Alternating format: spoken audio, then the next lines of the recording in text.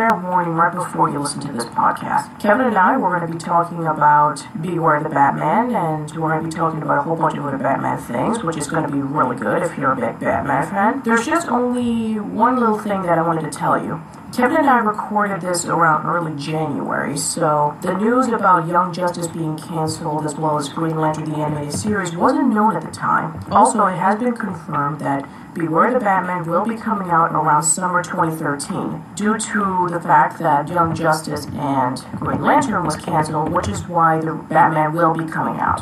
Now, I don't know why they can't be able to run all these shows at once, but I digress. But nonetheless, I hope that you enjoy this episode, and stay tuned because we have a really special episode coming up with a very special guest from across the pond. Anywho, sit back, relax, get your Batman cape and your batarangs and call out Robin or whatever that Batman fans do, and enjoy the podcast.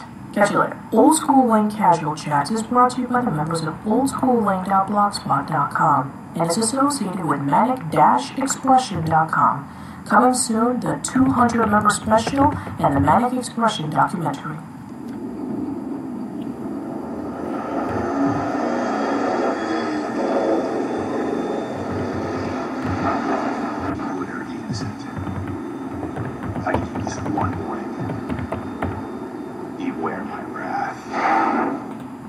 Everybody, and welcome to another episode of Casual Chat. I'm Kevin Guillermo. And I'm Patricia Miranda.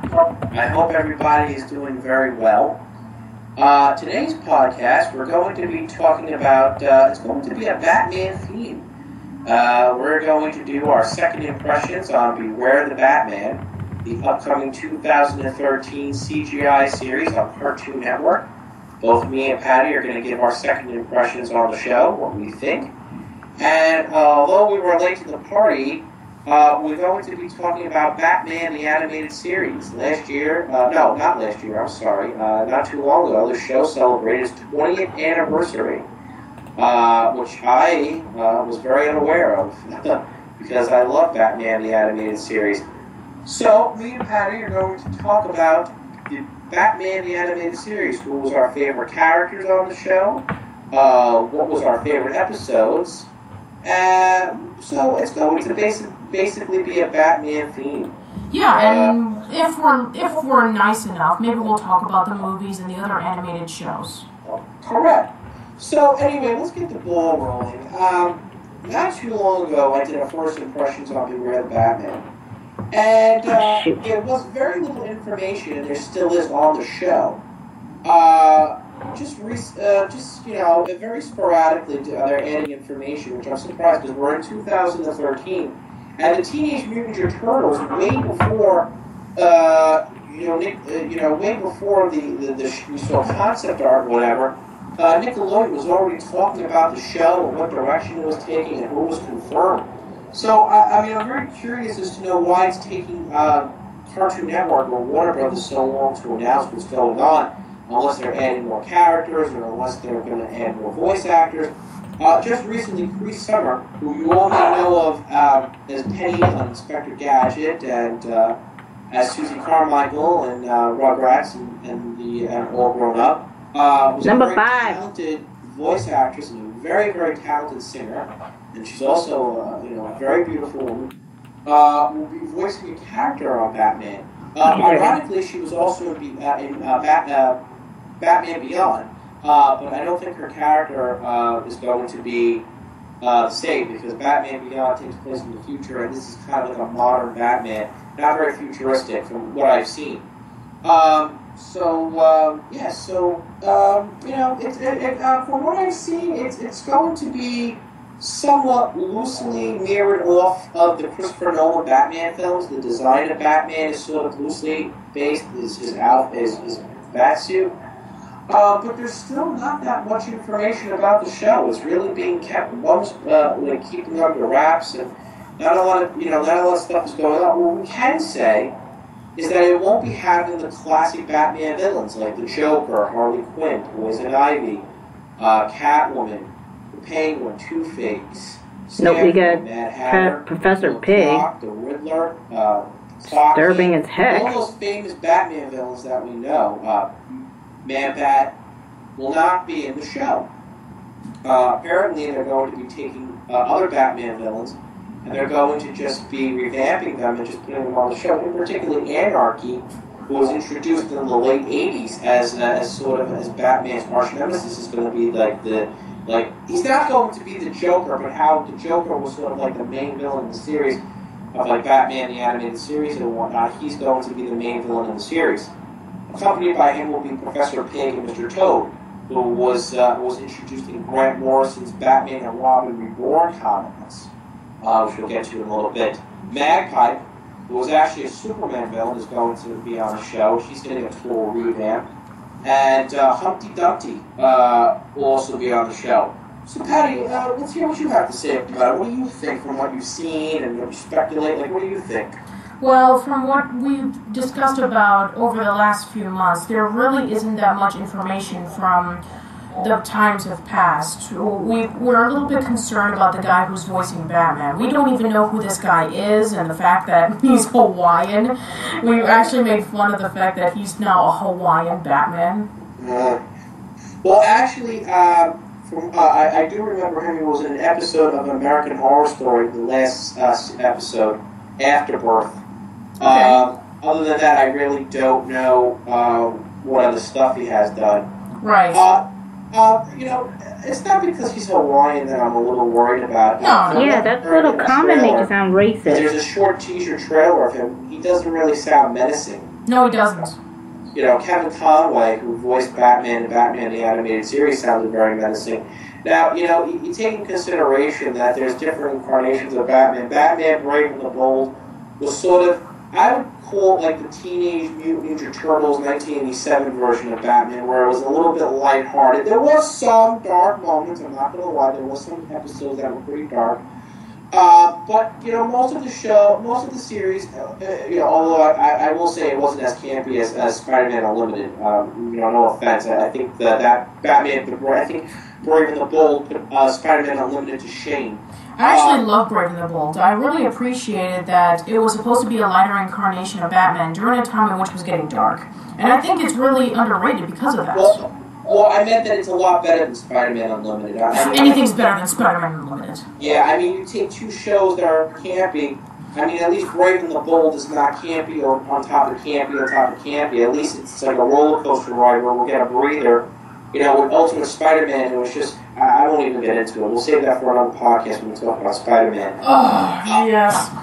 Yeah, but what I have to say about Brave and the Bold is that, you had, what was his name, Patty, the voice actor who was also on Drew Carey, and he also did the same voice he used for Batman / Bruce Wayne for The Grim Adventures of Billy and Mandy. What was his name? The guy who was the voice of Batman in Brave and the Bold? Yeah, what was his name? Jeez, give me 1 second. There goes Kevin's parole officer. He's coming to pick him up. Yeah, they're coming to take me away. Yeah. While we wait for that to happen, the guy who voiced Batman in Brave and the Bold was Diedrich Bader. Yeah, he used a voice for that particular incarnation because it was menacing and whatnot. Yeah. That was his Batman. But every incarnation is different, but at least Batman had a menacing voice. Yeah, well, exactly. Kevin Conroy is not the same as Rita Romano. Rita Romano is not the same voice of Diedrich Bader. They all had their Batmans different. Right. Adam West. Every Batman had their own version of being menacing. With this guy, I just can't... He doesn't have a very menacing voice. It just seems like his voice is going to be the same as his Bruce Wayne's voice, which I hope not, because then, the whole point of Batman was that he was able to switch his voice so that no one could recognize his voice. It was during a time in which that was very typical for Bruce Wayne to kind of sound like Batman. But then when you had people like Michael Keaton and Kevin Conroy, they decided to make their voices different. They wanted to bring in different personality. Because you have Bruce Wayne, who is the big billionaire, who is basically the richest guy in Gotham City and who has all these elaborate parties. And then you have the vigilante of Batman, who is dark and menacing and mysterious. So I guess he's kind of going back into the whole concept of Batman sounding like Bruce Wayne. It's sort of like with Clark Kent sounding like Superman. So for some people, it might be a little bit disappointing because we just became so accustomed to Bruce Wayne and Batman sounding completely different. Right. And then we have the villains. You were really excited in your first impressions about Professor Pig. Oh, I very much was, because Professor Pig is such a demented, sadistic. I mean, if you have a character, I mean, when I first heard about him, I kind of laughed at the idea because I thought it was going to be like a campy character. Oh, I mean, no. when you have someone wearing a pig's mask, you really think it's either one of two things. You either think it's a ripoff of Leatherface from the Texas Chainsaw Massacre, or you actually think it's another sad attempt of taking a villain that's meant to be serious, and then he's not serious at all. He's just, his gimmick is wearing a pig's mask. But it turns out that as I read the comics and I did more research, you know, Professor Pig is a sadistic person. Not only does he wear a pig's mask, but he has an apron. He wears a white shirt, black pants, black slacks, black shoes, a red bow tie, and an apron covered in blood. What he does is he has, what Professor Pig is, he kidnaps people, and he turns them into Dollatrons, which are these life-size, which are people, men or women or boys or girls or whoever, a living thing, and he puts a mask over their face, a toxic mask, and he's like basically like Leatherface. He sews it seeps into their skin. He puts it's connected to their face, and they're brainwashed and they become genderless. So they're no longer men or women. They're just these giant-sized dolls, and they look like these demonic Raggedy Ann dolls, and it's just very creepy looking. And the mask that they wear becomes their face. And the things that he says, because he's always on drugs, is just so weird. Like, he says these weird things, and he's always saying, like, you know, rip Batman and Robin's lungs, I want to eat them, or I want to devour them. Like, he says the most weirdest things, but the character is so intriguing in its own way. And I just can't fathom how they're going to take a character like that, which they are, and they admitted it, and tone it down for a kid's show. I mean, that's like making a cartoon series of Freddy Krueger. You know, what are you going to do? I mean, Professor Pig kills people. That's his thing. Granted, the Joker kills people, but mainly in a lot of the comic books, it wasn't all him killing people. You know, before the Heath Ledger phenomenon started and Jack Nicholson, you know, there was instances where the Joker or Penguin would kill people or whatever, but it wasn't a massacre. They didn't it wasn't as violent. I mean, but, not needless to say, Professor Pig isn't the very first violent supervillain. But I just can't see how they can take a character like that and make it into a cartoon. You know? I can't either. I mean, if they tone it down, then it's going to be a big slap in the face for all the people who are looking forward to seeing this character. But if you don't tone it down, it's definitely going to get like a huge M rating, and kids will definitely not be able to see it. So they have to work really hard to create a fine balance. Do you think it could be possible? You know, it could be, but they would have to revamp the whole story. They're going to have to take the characters from Grant Morrison or whatever, and they're going to have to give them new backgrounds. It's like you're going to be basically giving, it's basically you're erasing their memory. You're keeping the character's appearance or some of it, but you're basically going to be just taking them and just like totally making them new. They won't, it's like you're going to be creating these characters. You're going to give them a backstory. You're going to give them life.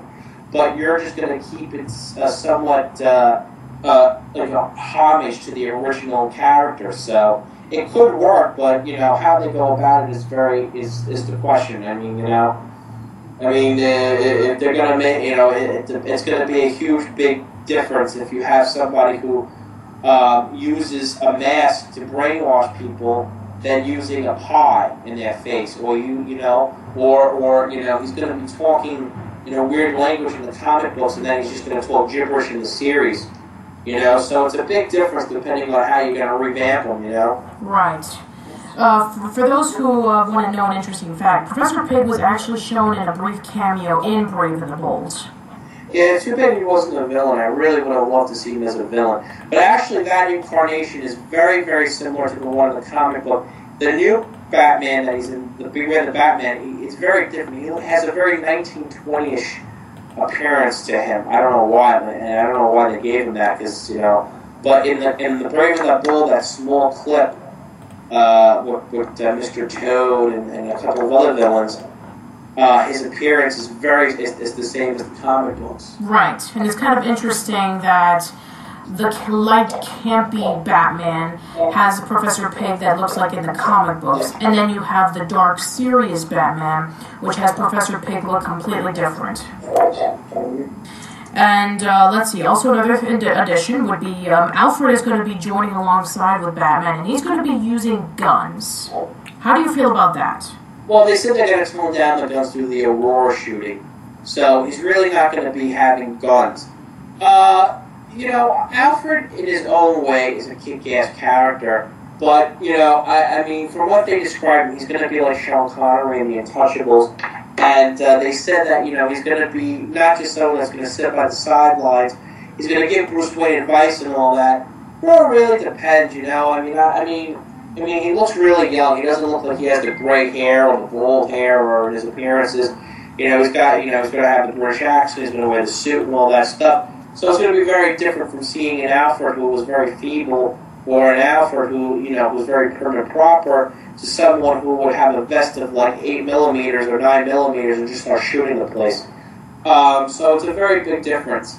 My big concern is, though, Batgirl. Apparently, this incarnation of Batgirl is going to have her as a teenager. Oddly enough, she's a fan of both Batman and Katana, who is Batman's new sidekick, which we'll get to in a little bit. Apparently, she's actually a die-hard fan of Batman and Katana. So, my question is, if she's such a fan, I'm hoping that's not going to get away in the fighting where she's going to ask for Batman's autograph. No, we already had Batmite to do that. Yeah, I'm afraid they're going to pull Batmite and just have her in her costume and just run up to Batman, and while he's fighting, like, say, Professor Pig or Magpie, she's going to whip out a pen. Dad, I'm sorry, I just do not believe someone's randomly injecting. Yeah, as much as I love Batmite, and if it's pink, like I'm not eating it. Inside a dark series Batman is definitely not allowed. Well, you see, he can get away with it, Batman, because he's Batman. Right, he can get away with it, but Batgirl cannot. Batgirl is... sidekick, yeah. I mean, I can't see having a sidekick who's a diehard fan of someone who she's working with, and then, like, in the middle of the fighting, she's going to ask for the autograph, or she's going to put, like, hounded for, like, a photo. I mean, I can understand she's a fan, but I'm just hoping that it's not going to cloud her characteristic, where this Batgirl... You have not seen The Killing Joke. She's a pretty kick-ass character, but she's going to be a teenager. Wait for 3 more years. Same age as April, the new Teen Mentee series, probably around 16 or 14, Yeah. Around that age. So, definitely. See where that goes. Yeah. And, of course, last but not least is Katana. Katana, who's supposedly supposed to be the female Robin. Well, yeah, hopefully Robin will be back. I hate that, Robin is kind of like the black sheep in the Batman because he's a sidekick. Because Robin is a good, Robin has his hero qualities. So I'm kind of hoping they don't push him away too much. I mean, it wasn't fully confirmed that the Joker won't appear. They said that maybe if Season 2 picks up or, later on, they'll maybe add some villains, but because of Young Justice, majority of all the Batman villains have appeared on there. They said they want to kind of give it a break. Yeah, and we already have Nightwing in there, so it would be nice if either Tim Drake or Damian Wayne would be the new Robin, similar to the comics. Mm-hmm. Damian Wayne is the Robin in Batman and Robin Reborn, so it would be nice if we can see that. And in some incarnations, Damian is Bruce Wayne's, illegitimate son from Talia al Ghul. So, there could be a little bit of interesting, things with father and son relations. So, yeah, if Robin does come along, as much as I love Dick Tracy, I would love to see either Tim Drake or Damian Wayne come along. Damian Wayne would be a really good choice. Yeah, we've seen Dick Grayson more than a billion times. We've seen Jason Todd. We've seen Tim Drake. It would be nice if Damian can be a Robin. I agree on that. Yeah, because Damian, if he's developed well, he could be a really interesting character when he needs to be. And in Batman and Robin Reborn, he was a pretty good Robin. Yeah, he was. I just really hope that they bring more character. My concern is that, I really hope that they don't totally 86 all the classic Batman characters. Because, it's like, I understand, with Batman Brave and the Bold, it's like they got every single DC character they can get their hands on. I mean, even characters that were obscure. Very obscure. This was during a time in which, yes, very obscure. This was during a time in which nobody knew who the Blue Beetle was. Now he's like one of the most popular characters ever. Yeah, I know. And you have characters such as Calendar Man, and you also have, Captain Cold, and... Giganta, Elastigirl. You had all these characters, and I feel as if though Warner Brothers was like saying, well, I think we've tired everyone out with all the heroes and characters from Batman. Because primarily it was a Batman show, even though Green Arrow and Blue Beetle were on it. And not to mention Aquaman. But the concern was that it was a Batman show. So that meant that if it was a Batman show, we had to get as many Batman villains and characters as we possibly can. On the same note, I mean, shit, they even did a crossover with Scooby-Doo as a nod to the Scooby-Doo movies where Batman and Robin... Oh, I've seen that one. That was actually pretty hilarious, in which Batman was like the narrator, and then, they showed Batman and Robin off and Scooby-Doo. That's actually one of the most popular episodes in Brave and the Bold. Yeah, but I feel like they just said, we're very tired, we were tired, we used everyone we could possibly think of. Now we're going to take a different direction and use other characters from other comic books to be in Beware the Batman. Which I really hope not, because then it won't be a Batman show, it'll be like a variety show. You're having all these characters, and you're saying to yourself, well, where's all the Batman characters, I mean, I don't want to watch a variety show, I want to watch a Batman show. If I watch a Batman show, I want to see Catwoman. I want to see I want to see Two-Face, and I want to see Calendar Man. I don't want to sit here and watch other villains from other comic books to defeat the Batman. If I wanted to do that, I'd pick up a back issue. There you go. That's there you go. So yeah, as of now, Beware the Batman will be coming out hopefully by sometime this year or next year, we don't know, but as of now, we're still really skeptical about it. There's a lot of questions to be answered, and... Well, hold on, I'm going to give everybody a roster of all the villains that are confirmed to be in Batman, Beware the Batman. Okay, everybody, so let's hear all the characters and also all the voice actresses, which is very little. The official roster of all the villains, as follows, will be Anarchy, Ra's al Ghul. Now, it hasn't been confirmed that Talia al Ghul, his daughter, will be on the show, but I got a good hunch that she will be, because you can't have Ra's al Ghul and Talia al Ghul not together. Oh, these pronunciations are killing me, man. In like all the Batman incarnations with her father. You may argue that they weren't together in The Dark Knight Rises, but she was part of that series. So, if she doesn't appear in the first season, granted, she'll probably appear in the second season. But it's a safe bet she will be on it. Toby's Whale.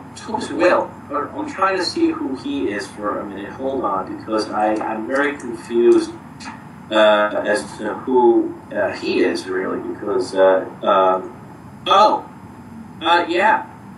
Toby's Whale. That's why I can't recognize him, because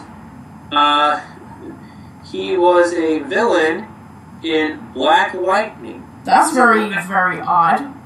He's a Black Lightning villain. Okay, so we know that another villain from a comic book, from a DC comic book, is going to be Beware the Batman. His nickname is the Great White Whale because he looks like he's a very morbidly obese man with a pointed head, not to be confused with Kingpin. Professor Pig, as I just mentioned. Magpie, who was a Superman villain. She appeared in The Man of Steel. Let's see, who else? Mr. Toad, who is going to be, it's also confirmed that both Professor Pig and him will work together. King Kraken, who you guys will probably recognize if you read the Batman, he had made a couple of appearances. Humpty Dumpty, now, Humpty Dumpty, for those of you who don't know, I'll tell you a little backstory. Humpty Dumpty was a 90s villain, I believe. I'll double check just to make sure so I get my facts straight. But he's a really obscure character that didn't really appear much in the Batman series. Humpty Dumpty was a morbidly obese man. Obviously, he was a nod to the fairy tale Humpty Dumpty. But this version, aside from him being bald and overweight. Oh, I'm sorry, correction. He appeared in the early 2000s. His first appearance was Arkham Asylum: Living Hell, issue number 2. With this Humpty Dumpty, though, he is very, very intelligent. He's not stupid. I'll tell you why in a little bit. He speaks in rhymes. I guess that's a nod to his to the character. But let's to continue with a little bit. His villain, his shtick is that he likes to take apart things and he likes to put them back together. He'll take a toy, he'll rip up a dollar bill, and he'll put it together. He took a lot of library books on the human anatomy, on the human body. And the cops were hunting him down because he had a large fine to pay, and he went insane and he killed his mother, brutally murdered her and slaughtered her and put her back to pieces. And he ended up in Arkham. So that's his shtick. He likes taking things apart and putting them together. So that's his little thing. Axel Alex is another villain who I have no idea who this is.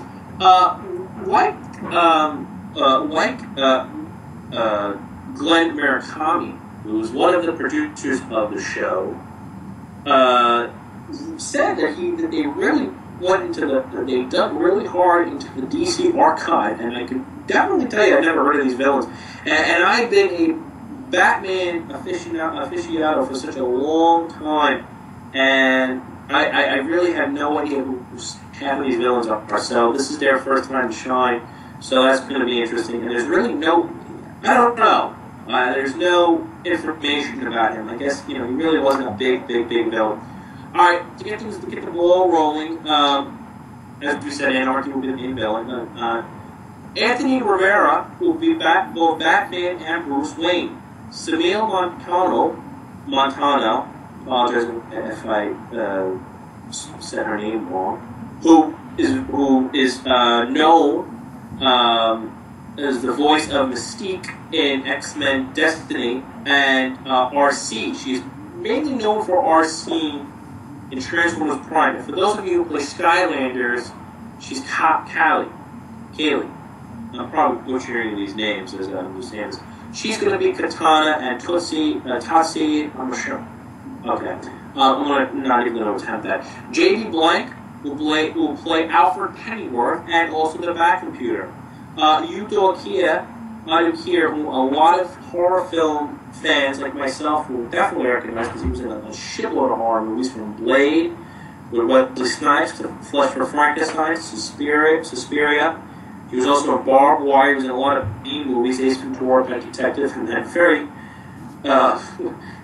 weird Pinocchio movie where he played a drag queen. Yeah, that's another weird movie. What was the name of it? Hold on. Yeah, it was a very weird movie. It was Pinocchio. Oh, The Adventures of Pinocchio. Oh no, that was the sequel.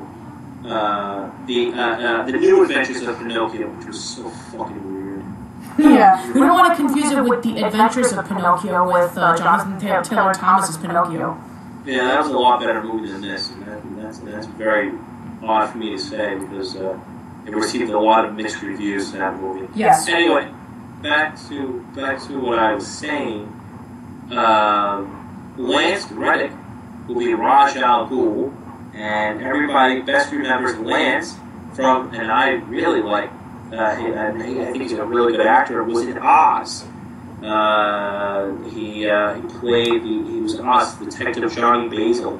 He was also in Fringe, Lost, and Law and Order. So that's really good. He's got a very good, happy resume there. I think he could pull it off. Kurtwood Smith, that 70s show, and the villain in RoboCop, who's known as Clarence Boddicker, is going to be Lieutenant James Gordon.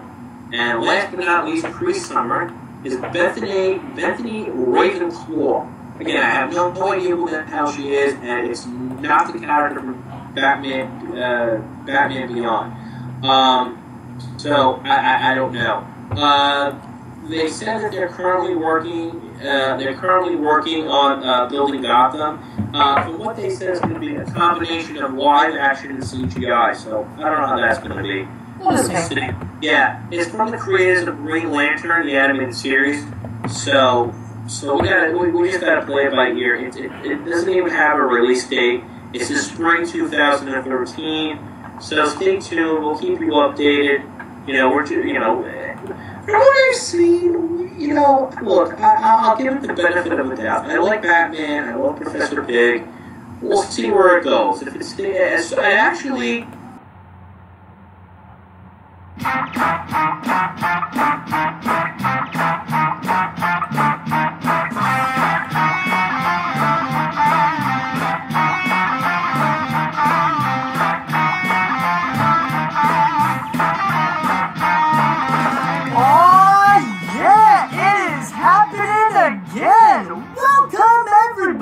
To the Animation Podcast, a weekly podcast about all things animation brought to you by Filmbook. My name is Matt Brunet, but some of you may know me as Animat from my YouTube channel, Electro Dragon 505, home of web series that are all about animation, including Animation Look Back and Animax Reviews.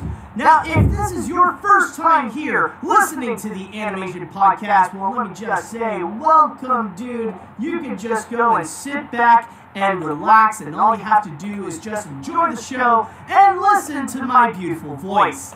Well, actually, I don't know if I could categorize my voice as beautiful per se, but I know it sounds weird, it sounds crazy. I've learned to love it because, well, it's my own voice, I can't really change it.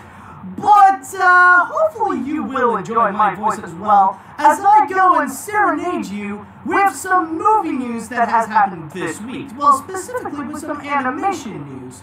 For example, on this episode in particular, I will be talking about Bob's Burgers and the biggest adventure that they will get into in 2020.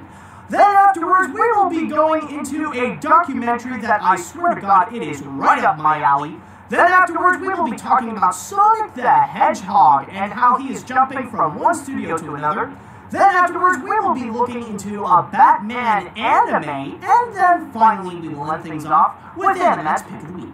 If you want to check out more episodes of the Animation Podcast, then all you have to do is head on down to Filmbook, which is film-book.com, by searching the Animation Podcast. And you can also email us at podcast@filmbook.com with the Animation Podcast in the subject line. And before I get things started, I just want to start off by giving my entire heart and my deepest condolences to the tragedy that has happened in Las Vegas. It really does suck that it feels now like each week there seems to be one disaster happening to another, rather it be man-made or it's completely natural with the hurricanes and stuff like that. And in this case here, it really is heartbreaking to hear about what many people say is the biggest mass shooting in modern American history. And honestly, to this day, I still am not sure what led this man to just break and suddenly just go completely insane, acting like a terrorist and just killing these people. Or not acting like a terrorist. The guy will forever be known as a freaking terrorist. But yeah, honestly, my deepest hearts and my deepest condolences to all those who have died and the hundreds of people that got injured from it. And honestly, the one thing I really do hope is that America will learn from this that they seriously need some strict gun control laws. Because honestly, nothing is going to happen, nothing will change unless something will happen to gun laws and gun control. I mean, of course, we got the NRA and we got crazy Second Amendment people going nuts, and they feel like they want to defend and protect their guns because they value guns more so than the lives of their own freaking neighbors. And it really is heartbreaking that there might not be a chance that something will happen, that, you know, positive change can occur to make sure these things won't happen again. And that's sadly the reality that we have to face.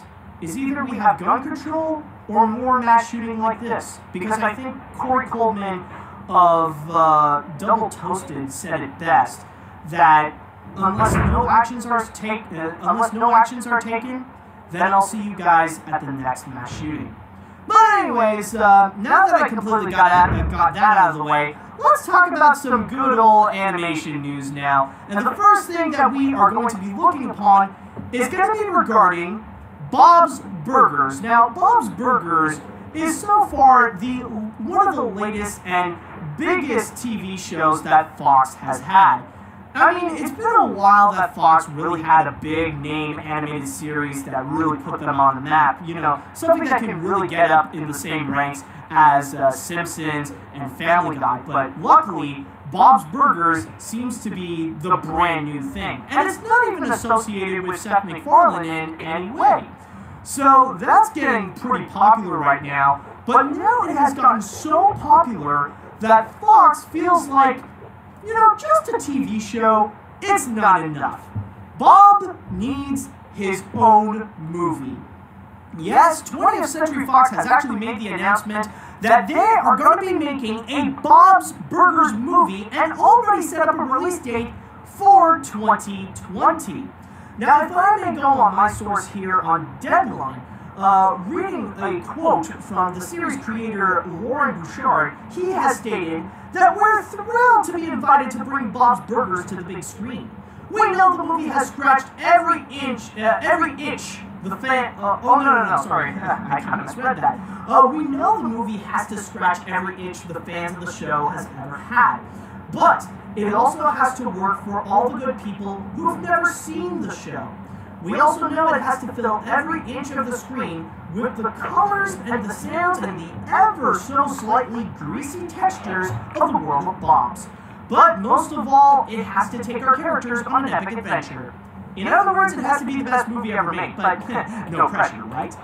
And on top of that, we also got another quote that I would like to read from 20th Century Fox film chairman and CEO Stacy Snyder, where she said, this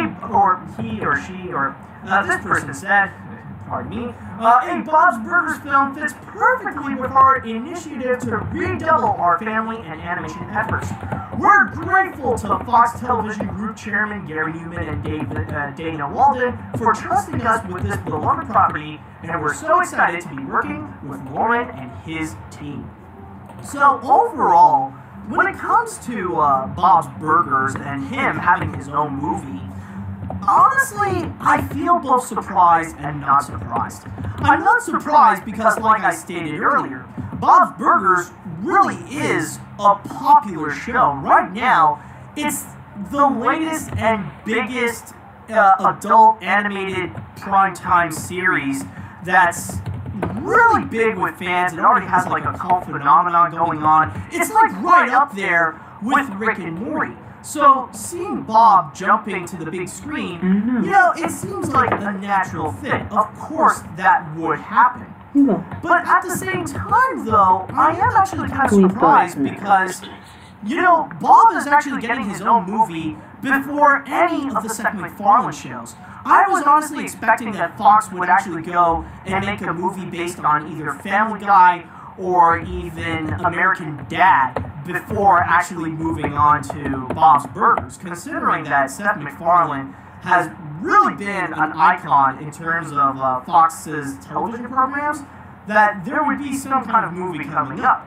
But it doesn't seem like that is happening, and I mean, I've been hearing stories about a Family Guy's, about a Family Guy movie for a long, long time, but I guess that's not going to be happening, and Bob seems to have the upper hand, and he's going to get his own feature film right now. So, yeah, that's pretty much happening. But honestly, when it comes to Fox making that decision, I feel like they really are making the right choice. I see where they're going with this, and yeah, I can definitely tell that, you know, they really are serious to try to go and get back into the animation industry, to see, to pretty much present themselves that they can still be a major powerhouse in the animation world. Because the thing is that this year, Fox just lost DreamWorks Animation. They have released their final movies with The Boss Baby and Captain Underpants, and now they have to look for different ways in order to really stay prominent in the animation industry. I mean, technically, yes, they still have Blue Sky Studios, but come on, let's be honest, guys. Blue Sky Studios is not enough to keep them big in the animation world. I mean, they've always been, like, second rate to Fox. There's always, like, one company above Blue Sky no matter what in Fox, or at the very least, like, it's always been like that ever since they got DreamWorks Animation. But, yeah, like, when it comes to this Bob's Burgers movie, though, even though I am someone who has not seen Bob's Burgers, I think I've seen only one episode, and I've seen a few clips, and that's pretty much it. For me, personally, I just feel like it is kind of hard to really get back into any of these Fox animated series, because beforehand, at least in my teen years, I was really big on Fox animated TV shows. I remember, like, every Sunday I would always go and watch Simpsons and Family Guy, but like, it's only been a few years ago that I broke the habit, and I haven't gotten back since, so I just didn't really care all that much to really get back into it and periodically watch Bob's Burgers. But honestly, even though I'm not necessarily someone that you would say that is a fan, I am actually pretty curious about this movie, and I am actually pretty excited. And it's actually from the quote of Lauren Bouchard, where he promised that he's going to make something awesome, not just for fans, but for non-fans as well. And that I am highly intrigued, because when it comes to these movies based on TV, based on animated series, that's honestly the easiest pitfall that they would get into, and why they would honestly end up being forgotten on the wayside, is that they would honestly just make something for the fans, while everybody else, including critics and audiences alike, they don't understand. They would end up being a little bit lost. And probably the greatest example I can think of is with My Little Pony the movie. That film just got released as I'm recording this, and you can definitely tell that is a movie where it feels like it is catering to fans. I'm not saying it's a bad movie, but if you're not a fan of My Little Pony the movie, you're just not gonna care on what's happening in there, honestly. But in the case of Bob's Burgers, where he does make that promise that they would do it for non-fans, then honestly, this is going to be a movie that people could remember for a long time if the people at Fox play their cards right. And I do have confidence that they would know how to do this, because Fox actually did have experience trying to make a movie based on one of their primetime animated series, and the film itself would go on to have a really big and popular legacy. And what I'm talking about is with the Simpsons movie. That is a film right there that, honestly, is something that both fans and non-fans can highly enjoy. It really got some critical acclaim, and from then on, it's honestly been regarded as one of the best animated films. Well, not like way up there, like with Fantasia and Spirited Away and stuff like that, but at least, like, it would be something that you would find in the top 100 at the very least. But yeah, this is honestly something that it could end up somewhere in the ranks of something like the Simpsons movie, or South Park Bigger, Longer, and Uncut, or even the SpongeBob films even, where it doesn't matter if you have seen the show or not. It's welcoming to all audiences, and it's something that you can guarantee to have a good time there. And honestly, this is the one thing that I do wish with this Bob's Burgers movie, is that if it could please someone like me who is not familiar with the series. And honestly, with the thing is, with the popularity of Bob's Burgers, I do have confidence that maybe it could actually come out with something that can really be awesome, especially the fact that it's not just because it has a huge fan base, but also because of the numerous awards that it won.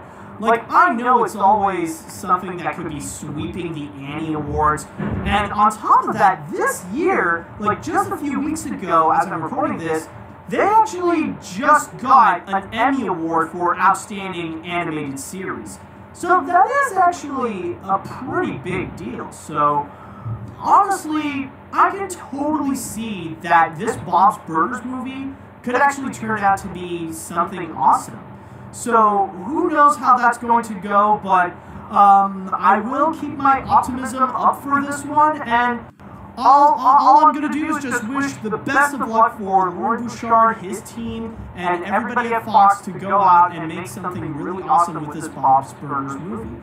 So if you guys are highly interested to check out the Bob's Burgers movie, then all you have to do is just wait until July 17th, 2020 for the movie's release.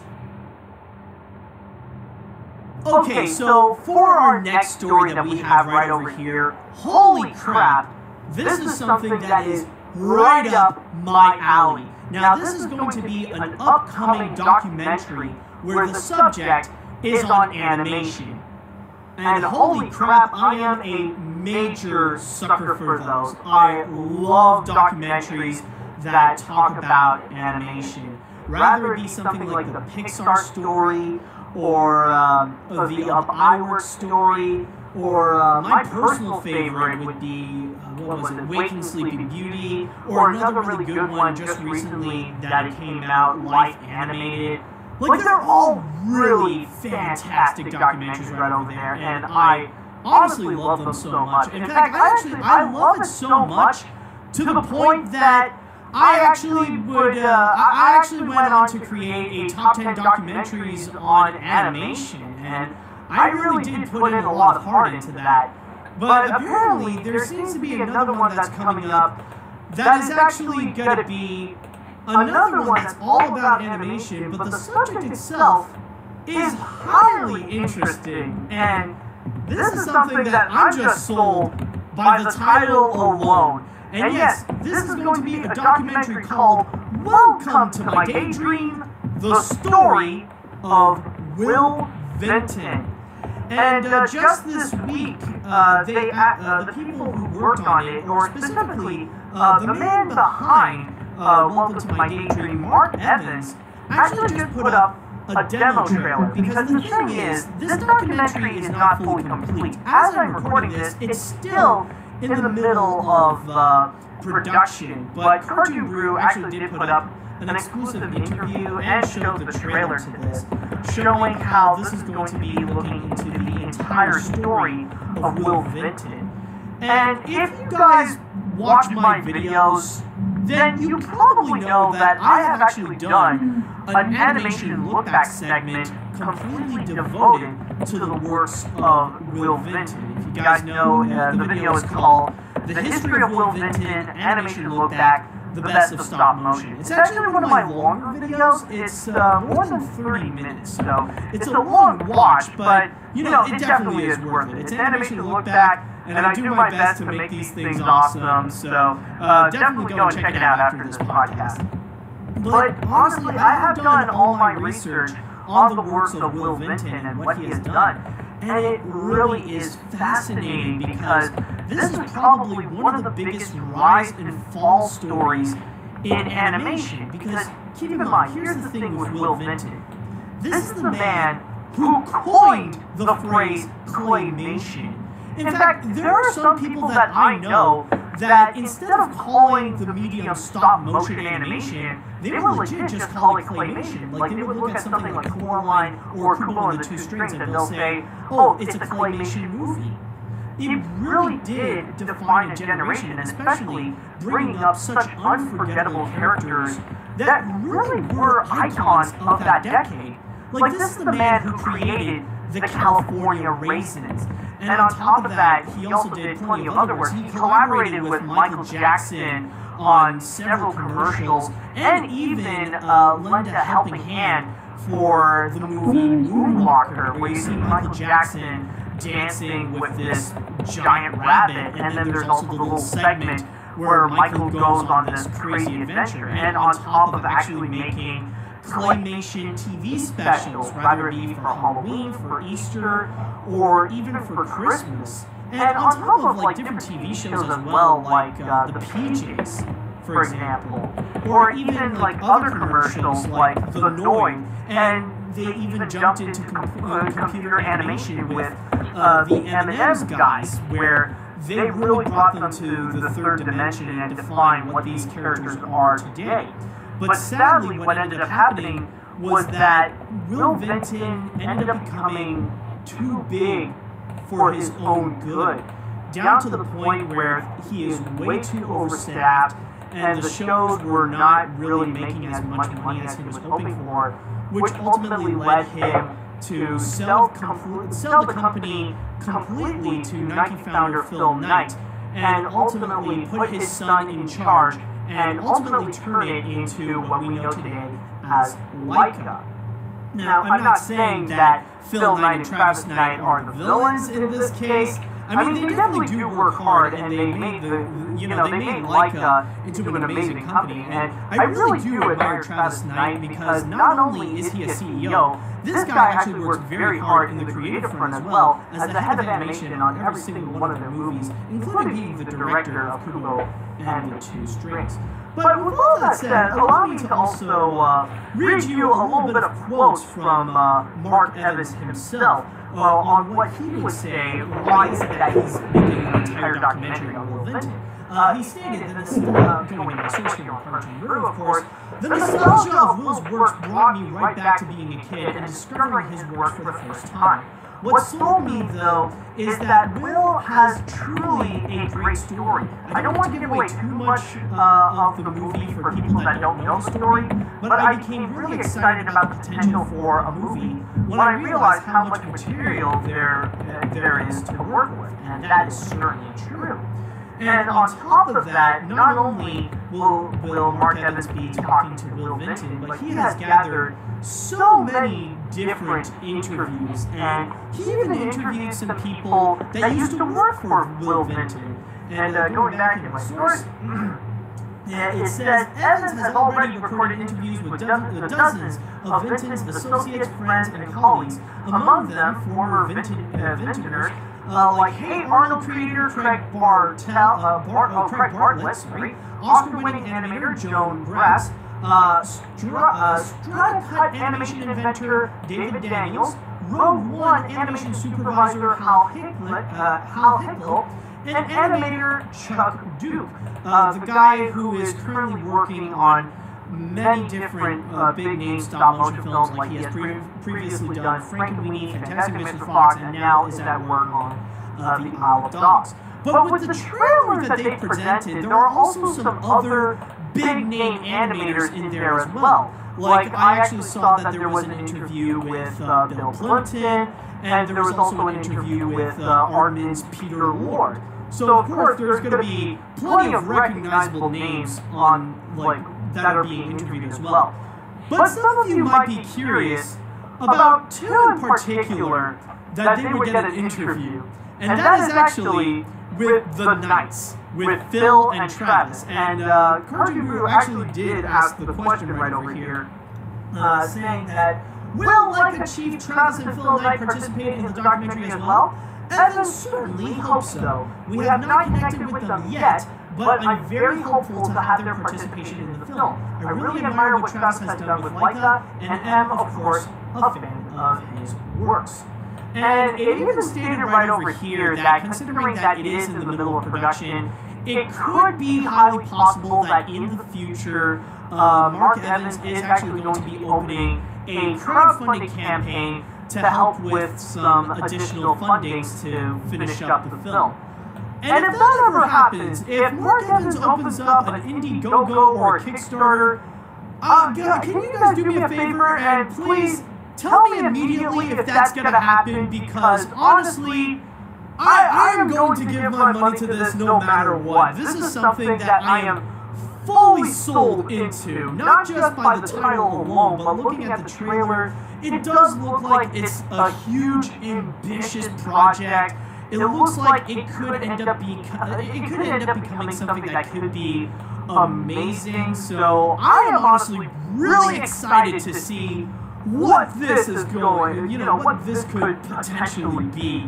And honestly, it's something that I highly encourage you guys as well. Like, if you are familiar with the works of Will Vinton, whether it be with the California Raisins, or even some of his movies that he has worked on, like Moonwalker, Disney's Return to Oz, or even the movie that he completely made himself, the only movie made 100% out of clay, The Adventures of Mark Twain. This is something you just gotta see for yourself. Like, you definitely have to check out either the demo trailer, or just honestly, like, apparently it's stated right here that there's also an official website and even a Facebook page. So honestly, I'm gonna keep myself updated on this. This sounds like a really awesome project, and I really do wish the best for Mark Evans to completely do justice on this entire story of Will Vinton. I personally know it myself, doing a lot of the research myself, doing,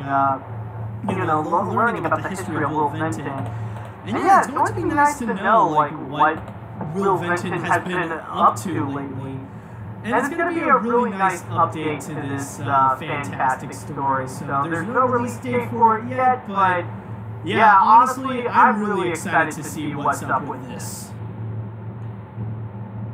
Our next story that we have right over here is going to say a lot about the current state of Sony Pictures and how it's basically destroying itself from the inside. However, when I'm going to report you the news, it's not going to be direct. It's not going to be about the project itself or the movie that I'll be talking about. It's going to be regarding the person that caused this news. And here is the story right over here. The Sonic the Hedgehog movie will no longer be made at Sony. They were making a movie? There is still some good news for those of you who are still anticipating for this Sonic movie. It's not that it's no longer going to be made in general, it's just Is this like a Sly Cooper thing? At Sony. What happened was that a brand new Paramount producer by the name of Neil Moritz decided to take the movie rights of Sonic the Hedgehog and moved it to Paramount. And other than that, nothing has really changed. The creative people that are behind it, they are still attached to it, including Deadpool director Tim Miller staying on board as an executive producer, and also Jeff Fowler as a director. So that's the big thing that has happened, is that this Sonic the Hedgehog movie moved from Sony Pictures to Paramount. So you might be wondering, well, if that's the case, why is it that it's telling that Sony Pictures is pretty much destroying itself? Is it really that big of a deal that this Sonic movie is no longer going to be done at Sony? Like, they lost this big potential blockbuster right over here? Well, to be honest, no. Sonic doesn't really have much to do with the real story that's going on right over here. Because let's be honest, Sony Pictures would actually be okay with or without Sonic no matter what. The real thing that is quite telling that Sony is just destroying itself from within is actually the man responsible for moving Sonic from Sony to Paramount, Neil Moritz. Now, like I said before, Neil Moritz is actually brand new to Paramount. He actually just moved in a month before I record. Yeah, a month ago, like by the time that I am recording this. And this is the first big thing that he has done for Paramount, which is getting them Sonic the Hedgehog. Now, what's actually very interesting about Neil Moritz personally, is that beforehand, he actually was, believe it or not, he was a producer for Sony Pictures for more than 20 years. This is a Sony veteran that we are talking about.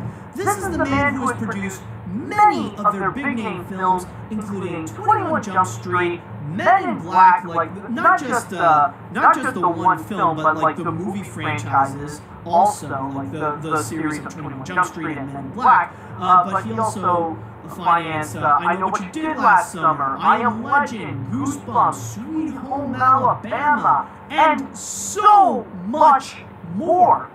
So with all that said, it definitely was telling that Neil Moritz was definitely devoted to Sony. Like, he devoted more than 20 years of his entire life, and not just his life, but also his time and his money, to go and create big-name Sony films.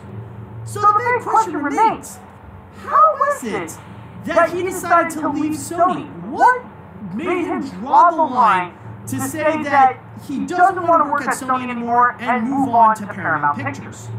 Well, if I may go into my source here on Deadline, it actually stated that word was Moritz and Sony chief Tom Rothman clashed on the high budget of Passengers.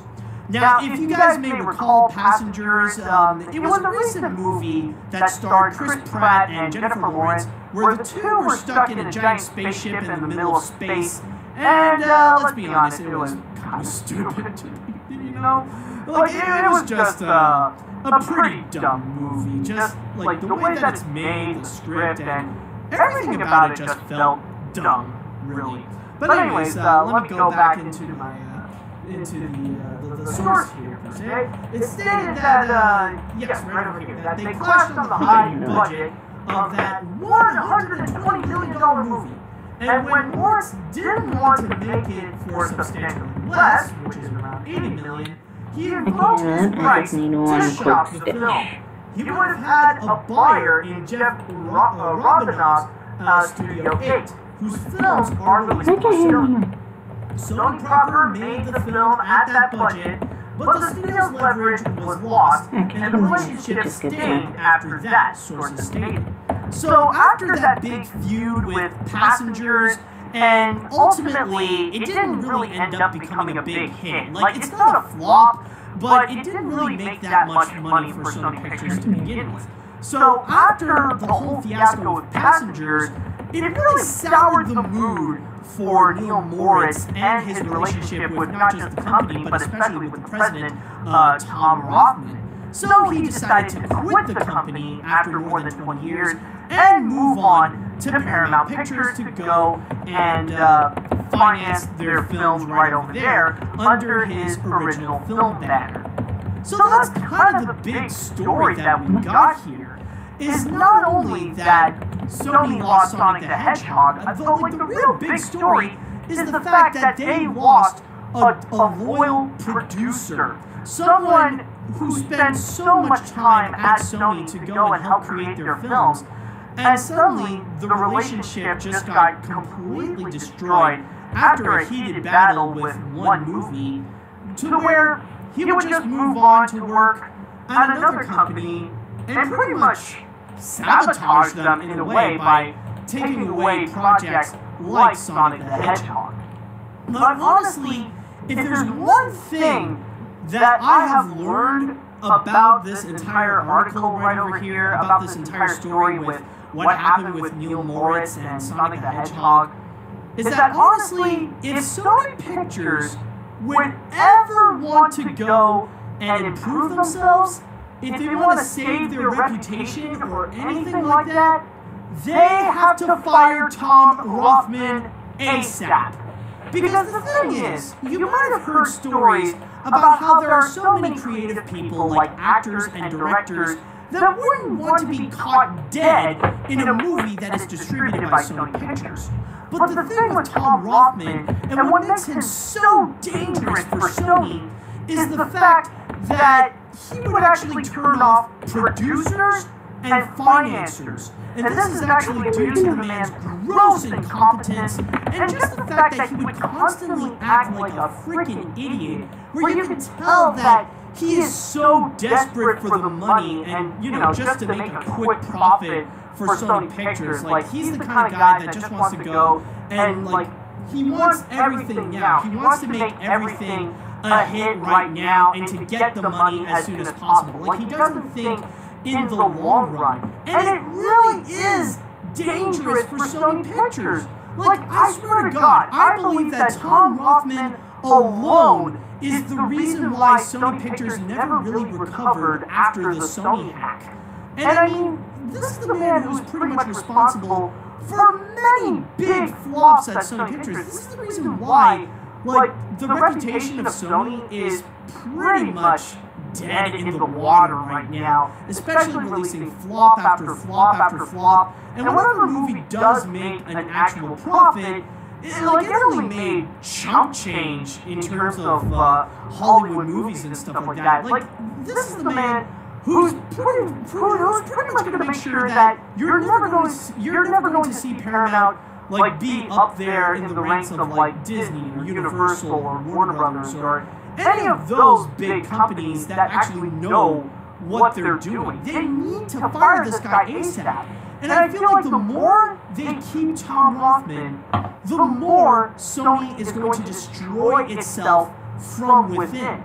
This is the reason why I feel like it's highly likely that Sony Pictures Animation is going to shut down. Because this man clearly has no control over the destruction of how Sony Animation is pretty much killing itself at this point. Releasing like poorly reputed movies, some of which that are yet to be released. I mean, the Emoji Movie was a disaster in itself. And then, like, what you got coming up, like The Star and Peter Rabbit. I mean, the public already spoke out widely that they absolutely despise these things. And that's why the label of Sony Pictures Animation is pretty much bad. It has gathered such a terrible name. Like, if you see Sony Pictures Animation appear before a movie, that's a signal right over there that it tells you, yeah, this is going to be bad.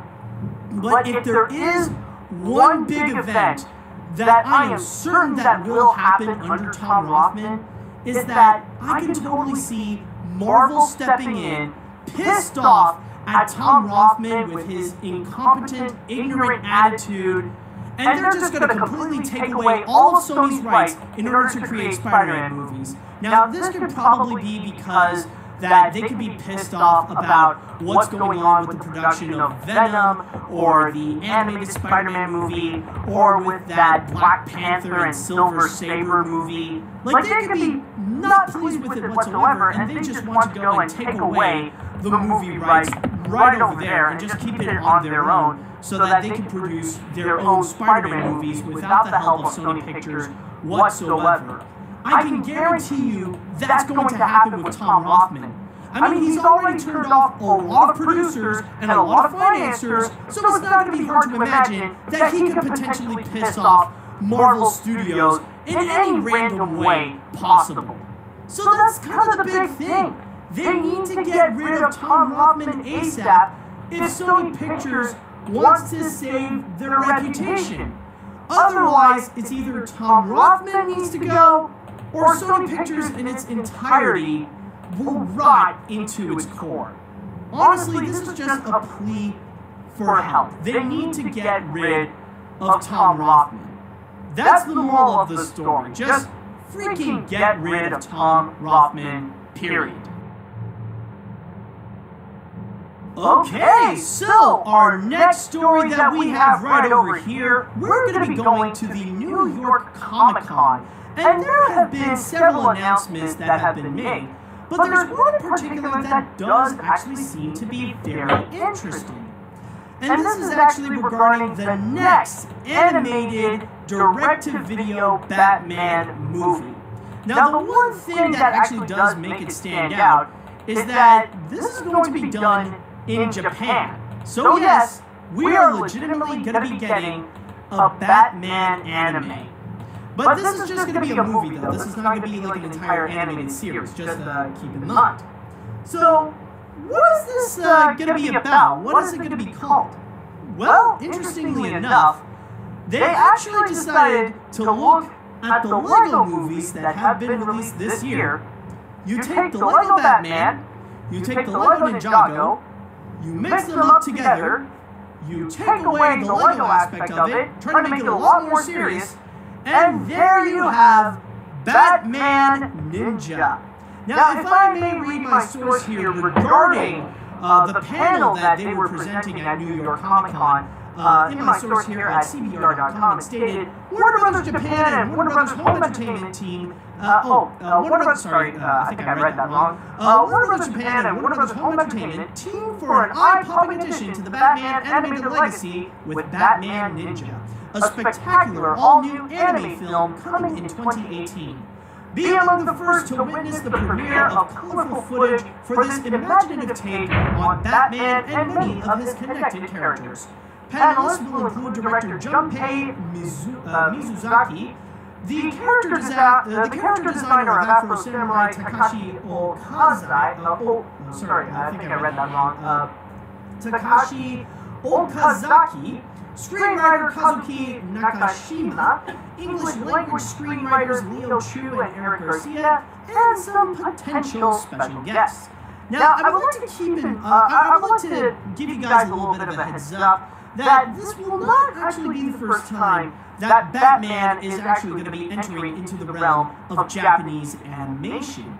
Now, previously, back in 2008, there was actually a directed-DVD animated movie called Batman Gotham Knight, which is actually the Batman equivalent of the Animatrix, where you actually got several Japanese animation studios creating a little segment regarding Batman, and the whole motif, like kind of the whole point of that movie right over there, is meant to be a segue to go from Batman Begins to The Dark Knight. So this is kind of like something that is in between those two Christopher Nolan movies.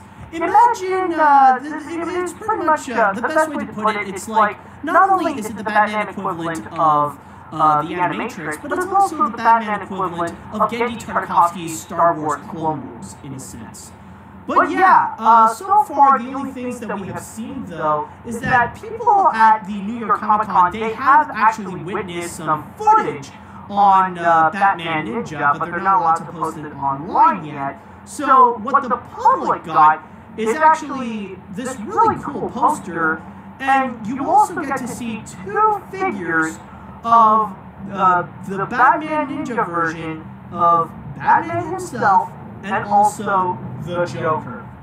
And may I say, holy crap, does it look entirely awesome. Like, I'm looking at these figurines right now, and they just look godforsaken beautiful, because the whole motif that they are going with is that you're literally taking Batman and you're mixing it with Japanese culture. Not modern Japanese culture, I think they're going with a little bit of ancient Japanese culture, because you're pretty much looking at the, like, pretty much samurai versions of both the Batman and the Joker. And you can pretty much see the combination of the two working out very well. I mean, you see Batman completely dressed up like he's ready for an ancient battle, like he's in Seven Samurai. And then you got the Joker, which they still contain the bright colors, like with the bright green and the bright purple as well. But you see his outfit is completely stylized to look more like a samurai in a sense, or he's preparing for this ancient Japanese show. And it really is beautiful looking. And even the trailer, not the trailer, I mean the poster itself, where you see Batman with some weapons ready. And yes, Batman actually does have a samurai sword, and it really is cool. You know, it does actually seem like a really interesting idea. And looking at this, it's definitely taking Batman into this new direction. And I feel like it's the kind of idea that really does open up to this brand new world, this brand new version of like the Batman universe, where you are highly interested to see what else can they do with it, what other characters can they turn into like this Batman Ninja version. Like, what would Robin look like? What would Two-Face look like? What would Scarecrow look like? What would Poison Ivy or Harley Quinn or Catwoman would look like? It just looks highly fascinating. And I feel like this could actually turn out to be something that is interesting, and could actually turn out to be something that is really, really awesome. Like, maybe up there as like one of the more anticipated direct-to-DVD animated Batman movies, but maybe I shouldn't really say that technically, because the last time that had happened, it was with The Killing Joke, and man, did that turn out to be quite an embarrassment. No, but this actually does look like it could be really interesting, and if they play their cards right in this, I feel like they could actually create not just this new Batman property, but this entire world of Batman that they could open up. Like, this could be a brand new franchise in itself. And so, if you guys are actually interested to check out what this Batman Ninja has in store, well, we don't have a release date just yet, but apparently Warner Brothers is going to be bringing it out sometime in 2018. And so finally, we are now going to go and end things off with Animax Pick of the Week. And for this week, this is a story that I kind of stumbled upon. And honestly, when I saw this, I was pretty much in shock. Because this really did define like what's going to be happening. And in the future, things are definitely going to be changing indeed. And I just feel like I gotta talk about this, honestly, because it really is an interesting discussion to get into, and looking back into what the fridge is even going to happen in the future now. And that is actually the fact that Bob Iger officially declared that in the middle of 2019, he is going to be stepping down as the CEO of the Walt Disney Company. Now, nothing bad actually happened with Bob Iger. It's not that he screwed up or business is going down and Disney wants to kick him out or anything.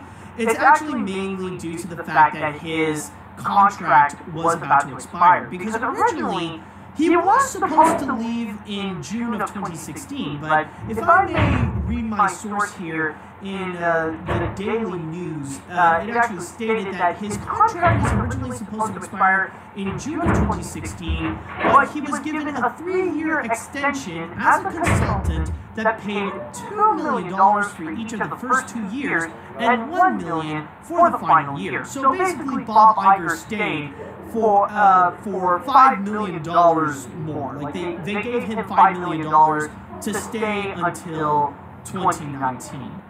And that's basically the big thing, is that right now with Bob Iger, his biggest challenge right now is trying to figure out what is he going to do after 2019. Is he going to retire? Is he going to move to another business? But also, he did, like, there was actually a little video where he talked with Bloomberg for a little bit, and he actually discussed about what's going to be going on with the next CEO. Did they pick one yet? Do they know who's it going to be? Is it going to be someone within Disney or outside of Disney? It's not going to be John Lasseter, I know that much. He said that he doesn't know just yet, but he does have confidence that the next CEO is going to do a good job as well.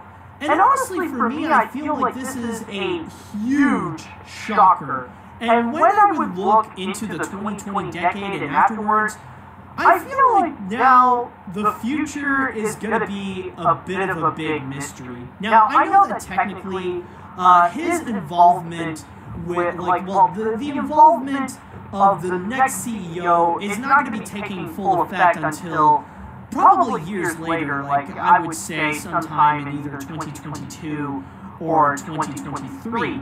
But still, I mean, the thing is, with Bob Iger, he completely changed the face of Disney ever since he was in there. Like, he really did shape up the company to pretty much make it as huge as it is right now.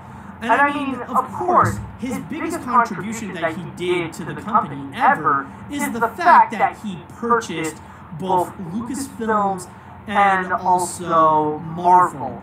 And I can definitely tell you, it paid off extremely well, considering that the biggest franchises right now involve Star Wars and also caught by the yarn police lady. But on top of that, he has done so many big things as well.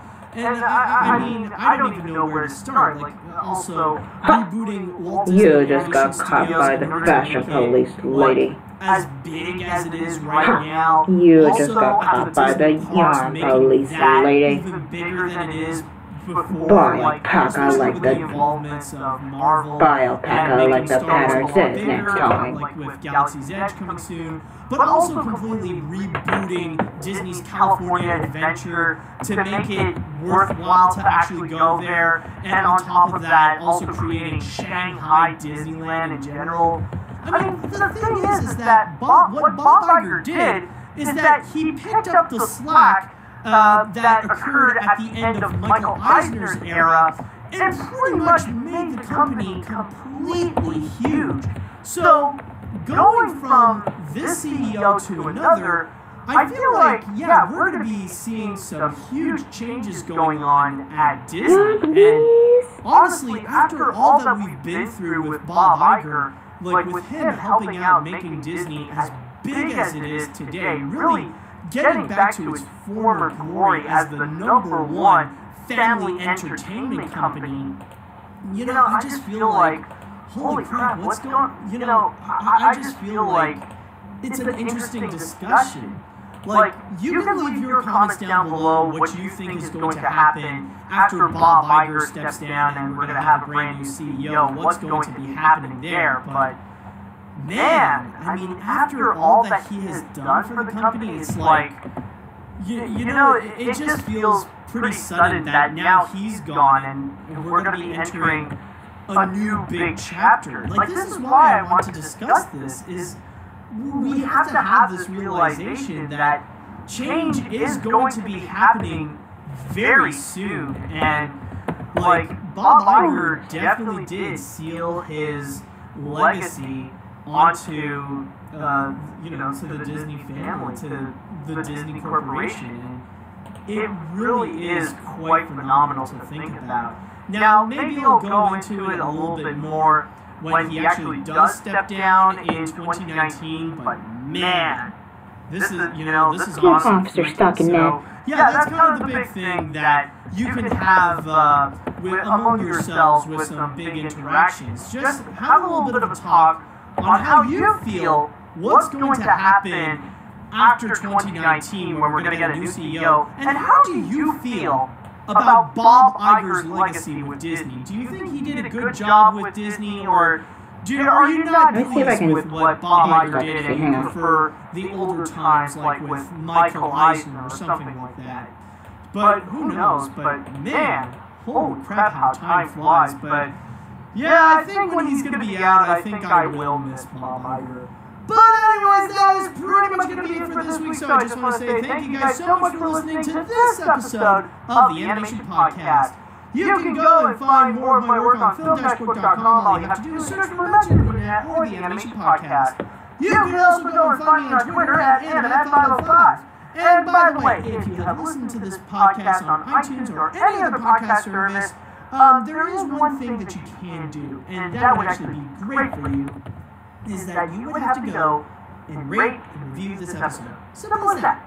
But also, if you are listening to this podcast on YouTube, then all you have to do is hit that like button on our video and just leave us a little comment on your thoughts about the news this week. And especially the way that I initiated the whole Bob Iger thing, you can go ahead and do that. Now, tune in next week for the latest episode of the Animation Podcast and all things animation. Thank you guys so much for listening, and until next week, see you later, dudes.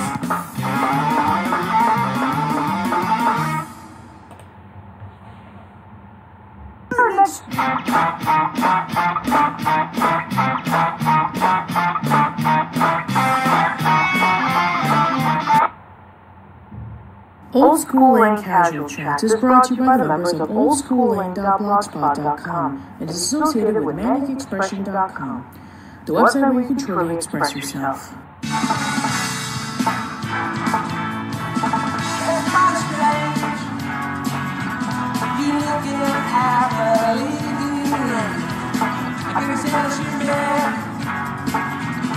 Or have you been to the target yet? The dark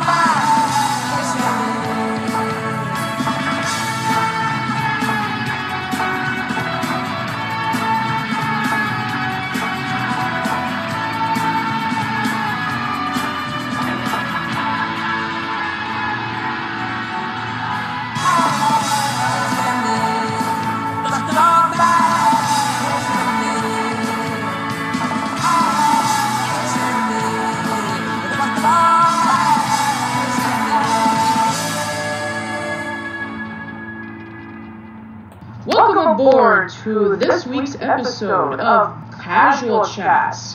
Finally, we have reached episode number 20, and it's going to be a very special one. As usual, I am Patricia.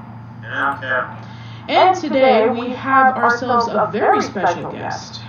The special guest has an upcoming book simply known as Slimed, an oral history of Nickelodeon's golden age, which chronologically talks about Nickelodeon when it first started as a local network on Columbus, Ohio, to becoming known as the #1 Kids Network. The author of the book is Matthew Klickstein. Is it Klickstein or Klickstein? You know, even my grandfather didn't know that. We were given that name at Ellis Island, and I've been both Stein and Steen through much of my life, but these days they normally go by Steen, but Stein is okay, although a lot of people tend to call me Mike or Michael for some reason, which is really weird because both my dad and my stepdad's names are Mike, so as long as you got Matthew Klickstein is fine. Let's do Klickstein. Okay, I'll just edit that part out. The book, Slime. I'll just edit that part out. Okay, so. Yeah, right, this is casual. Okay, so yes, if you just tuned in right now, we have the author of the book, Matthew Klickstein. So, Matthew, welcome aboard to Casual Chats. Thank you. How casual. It is, yes, it is indeed very casual. Now, interestingly, we actually interviewed you almost a year ago, and we asked you basic questions about what the book is going to be about. So let's just cut into more of a deeper understanding of what the book is really going to be about, without you giving away too much, of course. Yeah, and I have to say, Patty, I think you guys were the first people ever to interview me about this book. I think you guys have that honor of being numero uno. Oh, wow! Appreciate it. Thank you. Well, thank you. This is quite an achievement. Yeah. Well, you guys interviewed me. I don't think it wasn't even written yet, right? You guys got hold of me like when I first announced that we were doing it. I think so. Right around then. Yeah, so pretty early, so we want to be the first to try to get an interview with you before everybody else does. Yeah. You won. Anyway, the book has taken on many different incarnations over said year. One of them is concision. I turned in 270,000 words, and the book is 90,000 words. So you do the math. A lot definitely got cut out, but I think it's a good thing because, as I tell everyone, it's the same joke, only now we're cutting right to the punchline.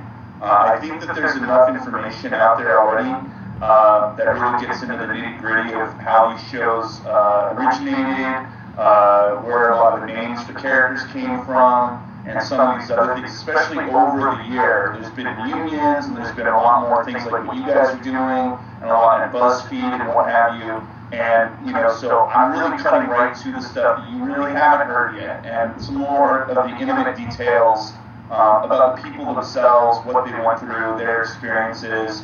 And, I would imagine in different forms we'll release some more of the earlier information about how things originated, the provenance of it all, and that kind of thing. But for now, the book is really cuts right to the chase, and it's really what was it like to be at Nick, what was it like to be on these shows, what went wrong, what went right, and I think, I gotta be honest, as much as it pained me to cut out 2/3 of the book, I think it was the right decision because now it's so fun to read, and you just can read right through it and get it all. And, and there'll be future printings where we'll probably put in some more of the older stuff and that kind of thing. Yeah, I can understand that because when I talked to Kasim Gaines roughly around a year ago discussing about when he was publishing Inside Pee-wee's Playhouse, he pretty much said the same thing. There were a lot of things that had to be cut, like people that he interviewed and some stories that didn't really flow cohesively to what he was writing in the first place, so I can understand that, and since Kevin and I are both writers and bloggers, we definitely know when it comes to writing a movie or a script or whatever, that there are some things that eventually do need to be cut out. I like this arm. Yeah, I've always been really good at killing my darlings. I write very quickly, I write a lot, and I'm usually working on a few different things at once, so I have my dream projects. I have some of the projects that are a little closer to my heart. This one definitely was and is. I've been wanting to do this for a very long time. The fact that I actually got to do it is incredible to me still, especially considering I'm nobody. I'm not anybody special, and that's a whole other thing. I think that the book needed to be written by someone who's not an editor of a magazine or whatever. But the point of the story being that it was difficult, but it definitely needed to be done. And part of it too is David Foster Wallace talked a lot about this when he was working on Infinite Jest and the promotions afterwards. Some of it's a lot of it's an economic thing. I mean, I was told from day one from Penguin, we don't want a brick. I mean, that's very expensive to print out. It's very expensive to ship. That's very expensive in the stores. They have to raise the price points. And for good or ill, we have to be subservient to the marketplace and these logistical issues. I think, again, like I said, I think it created a better book that's going to be a lot more interesting than the one that I turned in, which had a lot more, it was a lot more turgid, and it was a lot more basic information that I think people are already aware of. And people who aren't aware of it, I think that they would have been a little bored. I was even, when I was going through different drafts of it, always kind of a lot more excited when I got to page like 150. And I was like, all right, this is where it really starts. So that we had to cut a lot out for economic reasons, sort of, I think also was a better thing for aesthetic reasons. And that's when we really get that nice sweet spot of, the aesthetics and the economics come together, because they are linked, and, you can say whatever you want, but it's important, I didn't just write this for myself or for friends. I wanted to sell this thing, and I want people to be able to read it and get it, and pass it around to each other, and bring it on the train or whatever, and that's a lot harder to do when it's this, 700-page monster, so... Yeah, I completely understand. And it's actually quite an accomplishment for you to write a book about Nickelodeon, because even though there have been 2 Nickelodeon books, but they're not really about the show per se. They're more about, how it became a huge marketing and, big commercially successful network. Yeah, I'm actually very close with, well, not close, I'm friendly with Heather Hendershot, who did the first book. And to be sure not to, degrade what they did or anything like that, both books were very helpful, especially Heather's in my initial research. But they are both academic texts. In fact, Heather's, which is Nickelodeon Nation, and I think everyone should get it and read it. It's a great book. It's fantastic. It's literally a collection of essays, of scholarly essays, written many of them by professors. Heather herself is a professor. And it's basically, it's a collection of such essays about Nick as a cultural force and how it came to be, a lot of the interviews and that kind of thing. And the second book by Sarah Benet Walker, I believe her name is, or Wesser, is actually an extrapolation of one of the essays in Heather's book. They're both great. I particularly like Nickelodeon Nation, but they're academic texts, and they're meant for an academic, arena for classes on TV and media and that kind of thing. And again, I don't mean to say that they're not great books. They are. But the Nickelodeon book that I'm doing, that I worked on, is really for a mainstream audience. I think people will be able to read this who didn't watch these shows, who didn't grow up on these shows, who might not know that much about them. Just because of a lot of what these people had to say to me, it's very universal. A lot of it's very funny, a lot of it's very sad, and I think that there's a really good narrative arc, a good, ABC storyline going on, and subtext, context, and it almost reads like a novel, I have to say. I mean, and I think that's why we also, you might be seeing a film adaptation sooner or later, I don't know, because there's a real story there. This is not an academic text. This is not just for people who know about Nickelodeon. This is someone, you can read it and just say, oh, that was a good story with some great characters. Yeah, definitely. I definitely agree. I actually have a question to ask Matt, if you don't mind. Just when we were thinking about a film adaptation, as you know, they were trying to get, before Disney had owned Dub, they were trying to make a Dub movie and and a Ren and Stimpy movie.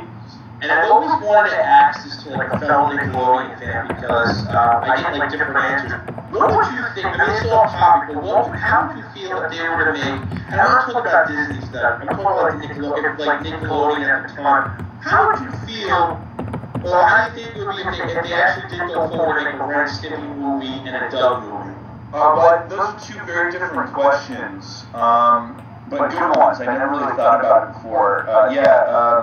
John Christolysi and Bob Camp, in particular, brought up the Ren and Stimpy movies. That was definitely a very real thing at one point. They were ready to go, but that unfortunately happened when the calamity occurred that I'm sure most of your listeners know about and has been discussed very much in the book, and there's even a whole other book just about Ren and Stimpy that did. We can't forget Son of Stimpy. Yes. With Stinky the Fart. Yes, I do remember. And that was technically an hour. I mean, that was a two-parter. And I mean, I think that it went really well. I think if they had added in one or two other little elements, that could have been a full film. We've seen South Park be able to pull that off too with Imagination Land. I mean, that's basically a film. That was what, 3 or 4 episodes. Yes. And they did that a couple times, with Satan and Saddam Hussein, and they've done a few of those even on South Park, and it works. I think it can be done with an animated show like Ren and Stimpy or Doug, because they're basically short films, and I think that that's something that we're not seeing as much anymore, with television in general, specifically animation, where now it is more just, gag, and then the show's over. Doug and Ren and Stimpy were really special because they were like little short films, and if we just expanded on what was going on in each episode, I could have seen a film happen. I think it would have been a lot more interesting with Ren and Stimpy. There was a lot more creativity that they could play with there. Doug, I think, would have been a better film, just because Doug was always kind of like, to me, it was always sort of like Wonder Years. It was a lot cleaner, obviously, and it was a lot, much more character development and much more story development and a real, beginning, middle, and end. Whereas Ren and Stimpy was almost purposely very chaotic. The writers from that show, the directors from that show did some amazing work, but they were purposely subverting the entire realm of narrative, and I think it would be a little bit harder to really engage in a full Ren and Stimpy film. Although, like I said, they did it pretty well with Son of Stimpy.